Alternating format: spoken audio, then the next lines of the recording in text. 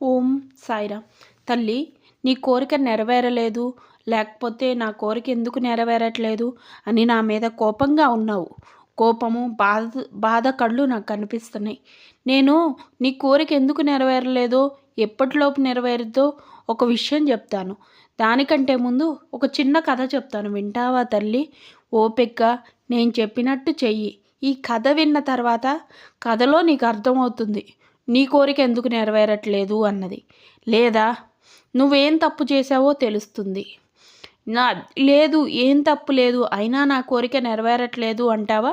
నేను నీకు ఒక పరిహారం కూడా చెప్తాను తల్లి. దానికంటే ముందు ఈ కథ అయితే విను. అవునండి, మీకు ఒక కథ చెప్తాను, వినండి. మీకనేది అర్థమవుతుంది. ఒక ఊరిలో ఒక ఆవిడ, ఒక ఆయన ఉన్నారు. ఆయన రెగ్యులర్గా గుడికి వెళ్తాడు. వెళ్ళి దండం పెట్టుకొని వచ్చేస్తున్నాడు. మామూలుగా వెళ్తున్నాడు, సింపుల్గా వెళ్తున్నాడు, దండం పెట్టుకుంటున్నాడు. ఆయన పనే ఆయన చేసుకుంటా ఉన్నాడు. ఇంకొకళ్ళు కొబ్బరికాయలని, పూజలని ఆయన ఏం చెయ్యట్లేదు. ఊరికే వెళ్తున్నాడు. జస్ట్ ఏంటి, మామూలుగా మనం ఎక్కడికైనా వెళ్తే విజిట్ అన్నట్టు అట్లా వెళ్తున్నాడు, దండం పెట్టుకుంటున్నాడు, దేవుణ్ణి చూస్తున్నాడు, మనస్ఫూర్తిగా ఇంటికి వస్తున్నాడు. ఆయన అలా ఒక నెల పెట్టి చేస్తున్నాడండి. ఈ మధ్యలో ఒక ఆవిడ వెళ్తుంది గుడికి. ఆవిడ నెలలో 4 సార్లు వెళ్ళింది. బాగా రెడీ అయ్యి అన్నీ వేసుకొని అందరూ చూడాలని చెప్పి అమ్మో, ఆ చీర కట్టుకుంటే ఆవిడ చూస్తుందేమో, ఈ డ్రెస్ వేసుకుంటే ఈవిడ చూస్తుందేమో అన్నట్లు రెడీ అయ్యి ఆవిడైతే టెంపుల్కి వెళ్ళింది. వెళ్ళి పూజ అది చేయించుకొని, ఆ పూజ చిన్న పూజ చేపిస్తే మళ్ళీ చూసేవాళ్ళు ఏమనుకుంటారో అని పెద్ద పూజ అలా చేపించింది. కానిక కూడా మళ్ళీ మరిన్ని డబ్బులు వేయాలని వేసింది. వేసేసి ఆవిడ వచ్చిన తర్వాత ఆవిడ కోరిక కోరుతుంది. భగవంతుడా, నాకు ఈ కోరిక నెరవేరాలి అని చెప్పి అనుకుంటుంది. ఆవిడ ఏదో బిజినెస్ గురించి కోరుకుంటుంది. ఆవిడ కోరిక నెరవేరలేదు. బట్ ఆయన మాత్రం మామూలుగా వెళ్తున్నాడు, దండం పెట్టుకుంటున్నాడు, వచ్చేస్తున్నాడు. నా దగ్గర ఏం లేదు అన్నట్టు దండం పెట్టుకుంటున్నాడు, వచ్చేస్తున్నాడు. ఆయన ఎక్కువ ఇదేం పోవట్లేదు. ఆయన మాత్రం అనుకోకుండా ఆయనకు ఒక సమస్య వస్తుంది. ఆయన ఆ సమస్య గట్టెక్కాలి తండ్రి అనుకుంటాడు. ఆయన కోరిక నెరవేరిద్దా, ఆమె కోరిక నెరవేరిద్దా అండి? కొంతమంది ఇప్పుడున్న దానిలో ఆమె కోరికే నెరవేరిద్ది అనుకుంటారు. కాదండి, ఆయన కోరికే నెరవేరిద్ది. ఎందుకు అంటారేమో, ఆయన నిశ్చలమైన మనసుతో, అంటే మనస్ఫూర్తిగా భగవంతుడిని చూడాలి అనుకుంటున్నాడు. రోజు వెళ్ళి చూసొస్తున్నాడు. అంతే కదండి. ఇప్పుడు మన తల్లిదండ్రి మనకి మన నుంచి ఏం ఆశించరు కదా. ఆశించకుండానే ఏ తల్లిదండ్రి అయినా కానీ మనకనేది చేస్తారు కదా. చేయటం వల్లే కదా మనం ఈ స్థాయిలో ఉంది. అదే ఆయన జరిగిందండి. ఆయన ఉద్దేశంలో ఆయన ఏం ఆశించలా. భగవంతుడి దగ్గర నుంచి వెళ్తున్నాడు, వెళ్ళేదారిలోనూ ఉండటం వల్ల వెళ్తున్నాడు, దండం పెట్టుకుంటున్నాడు, ఆయన పనికి ఆయన వెళ్ళిపోతున్నాడు. ఆయన ఇంకొకళ్ళు చూడాలి, ఇంకొకళ్ళకి చెప్పాలి అని అసలు ఆయన అనుకోవాలి. ఆయన వెళ్తున్నాడు అని చెప్పి ఇంట్లో వాళ్ళకి కూడా తెలియదు. దానివల్ల ఆయన కోరిక నెరవేరింది. ఆవిడ కోరిక ఎందుకు నెరవేరలేదు? ఆవిడ చూసేవాళ్ళు ఏమనుకుంటారో అని చెప్పి ప్రతిదీ చేసుకుంటా వచ్చింది, కానీ అక్కడ మనస్ఫూర్తిగా పూజ చేయలేదు. సో అందుకోసం ఆవిడ కోరిక నెరవేరలేదు. అంటే దీన్ని బట్టి మీకు ఏమర్థమైంది? మనం మనస్ఫూర్తిగా భగవంతుడిని కోరుకోవాలండి.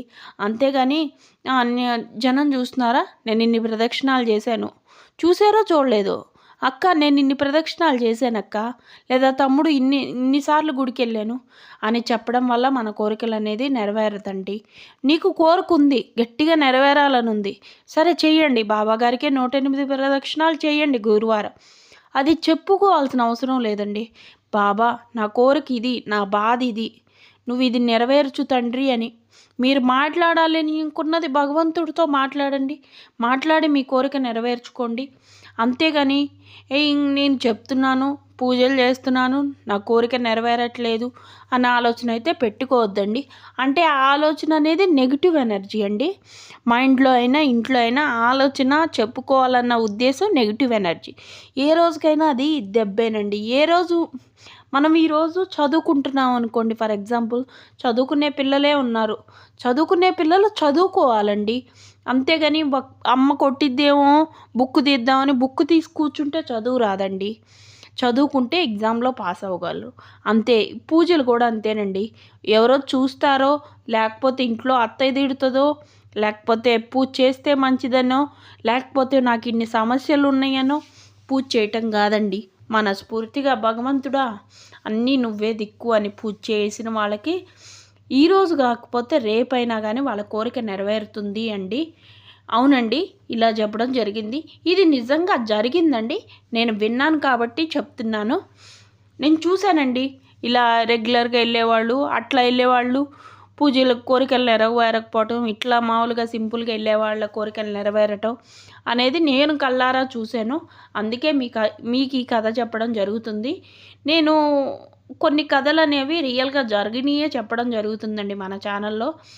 ఎందుకు అంటారేమో, కొంతమంది మనం భగవంతుని పూర్తిగా నమ్ముకున్న వాళ్ళు, బాబాగారు కాదండి, ఇంకే భగవంతుడినైనా నమ్మిన వాళ్ళు, ఇంత నమ్మాను కదా భగవంతుడిని, అయినా నా కోరిక ఎందుకు నెరవేరట్లేదు అని చెప్పి చాలామంది బాధపడతారండి. అంటే కొంతమంది బాబాగారికే తీసుకోండి, నేను దివ్య పూజ చేశాను, నా కోరిక నెరవేరలేదు, ఇంకోటి చేశాను, నా కోరిక నెరవేరలేదు, సచ్చరిత్ర చదివాను నెరవేరలేదు, నైట్ టిఫినే తిన్నాను, అన్నం తినలేదు, లేదా గురువారం ఉపవాసం ఉంటాను అయినా నెరవేరలేదు అని ఆలోచిస్తారు. ఇలా ఒక్కసారి ఆలోచించి చూడండి. మీ మనస్ఫూర్తిగా అన్నీ వదిలేసి అన్నీ ఆయనే దిక్కానండి, మీ కోరిక నెరవేరుతుంది. దానికంటే ముందు మీకు ఒక చిన్న పరిహారం చెప్తానండి, అదొకసారి చేసి చూడండి. ఎందుకు అంటే కొన్ని నెగిటివ్ ఎనర్జీస్ అనేది ఇంట్లో ఉంటాయి కాబట్టి చిన్న చిన్న పరిహారాలు అనేది మనం చేసుకోవాలండి. భగవంతుడికే తప్పలేదండి. ఏంటి అంటున్నారా అనుకుంటున్నారా? అవునండి, బాబాగారు అంతటి వాళ్ళకే పరీక్షలు తప్పలేదు. అలాంటిది మానవ మారుతులో మనకేమైందండి? మనకెందుకు తప్పవు? మనకెందుకు పరీక్షలు ఉండవు? సో ఎలా ఏంటి అంటే, ఒక బిర్యానీ ఆకులు తీసుకోండి, ఒక 4 బిర్యానీ ఆకులు తీసుకోండి. కొంచెం రెయినీ సీజన్ కాబట్టి బిర్యానీ ఆకులు తీసుకొని కొంచెం ఒకరోజు ఎండబెట్టండి. ఎండబెట్టేసి అది కాల్చండి. కాల్చి ఆ పౌడర్ వస్తుంది కదా, ఆ పౌడరు నుంచి వచ్చే పొగ వల్ల కాల్చేటప్పుడు మనకి ఒక ధూప స్టిక్ కానీ సాంబ్రాన్ కానీ వేసి కాల్చండి. కాల్చేటప్పుడు ఆకు అనేది ఇంట్లో కాలాలండి. ఇంట్లో కాలుతుంటే ఆ పొగ అనేది ఇల్లంతా వచ్చేటట్టు ధూపం వేయండి. మీ ఇంట్లో ఉన్న నెగిటివ్ ఎనర్జీ అనేది పూర్తిగా పోతుంది. ఇలా చేయడం వల్ల మీ నెగిటివ్ ఎనర్జీ పోయి పాజిటివ్ ఎనర్జీస్ ఏర్పడితే మైండ్ కూడా రిలాక్స్ అవుతుందండి. నెగిటివ్ ఎనర్జీస్తో ఉండేవాళ్ళు కొంచెం మైండ్ అనేది కూడా కొంచెం తేడాగా ఉంటుందండి. సో ఇలా చేయటం వల్ల మీకు అనేది పోతుంది. ఒక బౌల్లో వేసుకోండి ఆకులు వేసుకొని ఆకుల మీద ధూప స్టిక్ పెడితే మనకి ధూప స్టిక్ ఎలగటం వల్ల ఆకు కూడా మంటుకొని రెండు కలిపి పొగ అనేది వస్తుందండి. ఆ పొగ ఇల్లంతా వచ్చేటట్టు, అంటే ఆ స్మెల్ ఇల్లంతా వచ్చేటట్టు చేయండి. సింపుల్ రెమెడీ అండి. ఇది వీక్లీ వన్స్ కానీ వీక్లీ 2 టైమ్స్ కానీ చేయండి డైలీ. శ్రావణ మాసం పూర్తయిపోయినాక ఆ తర్వాత అయినా చేసుకోవచ్చండి, బట్ ఈ శ్రావణ మాసంలో కంపల్సరీ చేయండి. ఎందుకు అంటే నెగిటివ్ ఎనర్జీ అంతా పోతుంది. నెగిటివ్ ఎనర్జీ ఉన్న వాళ్ళ ఇంట్లో కూడా కొన్ని సమస్యలు అనేవి, కొన్ని కోరికలు అనేవి తీరవండి. సో అందుకోసం అని చెప్పి చెప్తున్నాను. అవునండి, మనల్ని ఎక్కడున్నా కానీ ఆ బాబాగారు గమనిస్తూనే ఉంటారు. ఎలా ఏంటి అనేది అంటే, మనకి ఏది అవసరమో ఇంకొకరి ద్వారా అయినా చెప్పిస్తారండి. మనం ఏదైనా బాధలో ఉన్నాం అనుకోండి, ఇలా ఈ వీడియోస్ రూపంలోనో ఎందుకు తల్లి బాధపడుతున్నావు అని చెప్పడము అలా జరుగుతూ ఉంటుందండి. ఎందుకు చెప్తున్నాను అంటే, నేను పర్సనల్ ఎక్స్పీరియన్స్ అయ్యాను కాబట్టి మీకు ఇలా షేర్ చేసుకోవడం జరుగుతుందండి. దీన్ని బట్టి మీకు ఏమర్థమైందండి? మనస్ఫూర్తిగా వెళ్ళాలి అనిపిస్తే వెళ్ళండి, కానీ ఒకళ్ళు చూస్తున్నారు ఒకళ్ళు చూడట్లేదు, లేకపోతే నాకు దీనివల్ల వెళ్ళాలి అని అయితే టెంపుల్కి వెళ్ళొద్దండి. మనస్ఫూర్తిగా వెళ్ళాలనిపిస్తే వెళ్ళి పూజలు అయితే చేసుకోండి, తప్పేం లేదు చేసుకుంటే. కాకపోతే జనం కోసం చేసేవాళ్ళు ఉన్న రోజుల్లో ఇష్టంతో చేసే వాళ్ళ గురించి చెప్తున్నానండి. మీరు ఇష్టంతో చేసేస్తే చాలా మంచిదండి. ఆ భగవంతుడి దయ అయితే మీ అందరి మీద ఉంటుంది. ఇదండి ఈరోజు వీడియో. మరో మంచి వీడియోతో రేపైతే కలుస్తానండి. అంతకంటే ముందు సబ్స్క్రైబ్ చేసుకోవడం అసలు మర్చిపోద్దు. నా వీడియోస్ మీ అందరికీ నచ్చుతున్నాయి అనుకుంటున్నాను. నచ్చితే లైక్ చేయండి, షేర్ చేయండి, సబ్స్క్రైబ్ చేసుకోండి. ఓం సాయిరామ్. సదానింబ వృక్షస్య మూలాదివాస సుధాశ్రావిణం దృక్మభ్యం ప్రియంతం తనుం కల్పవృక్షం నమామీశ్వరం సద్గురుం శ్రీ సాయినాథం. ఓం సాయిరామ్. సబ్స్క్రైబ్ అండి. Bye bye. బాయ్ అండి.